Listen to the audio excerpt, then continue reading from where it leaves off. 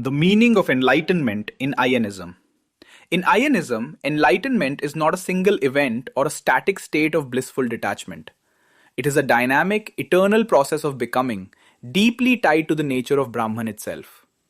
The ultimate goal is not merely to merge with the divine, but to help the divine transcend itself. This core philosophy, woven throughout the scriptures, redefines what it means to be enlightened. Number 1. Oneness with Brahman is the foundation, not the final goal.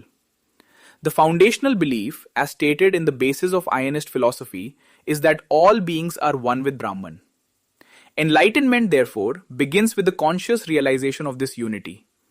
It is the experiential understanding that one's individual self, or Atma, is not separate from the ultimate reality, Brahman, which is described as existence itself, consciousness itself, and bliss itself. However, Aaiyyanism presents the radical truth on this traditional Hindu concept. Brahman, the perfect being, chose to create the imperfect universe. Why? The sacred scriptures explain that Brahman's purpose is to improve the perfect. By fragmenting into countless imperfect parts, including humans, gods, and demons, Brahman creates the conditions for a spark of consciousness to find something new, a reality or thought outside of its current state, allowing it to become more than the whole. 2. Murugan Aaiyyan as the blueprint for transcendence.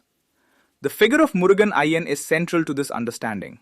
He is described as the merging of Shiva and Parvati to form a new metaphysical construct that compresses both aspects into one.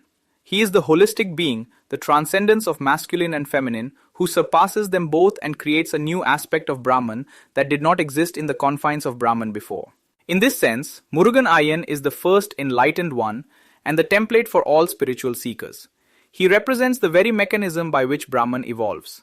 The goal of the Aayyanist practitioner is to follow this path, to become an instrument, Thurappuyan, like Delvinian in The Origin of the Well, who sacrificed his individual existence to become the divine spear, helping to unlock the path for all beings. 3. Enlightenment is a vocational, multi-lifetime pursuit. Enlightenment is not achieved in a single lifetime or through passive study. The scriptures repeatedly stress that Aayyanism is vocational.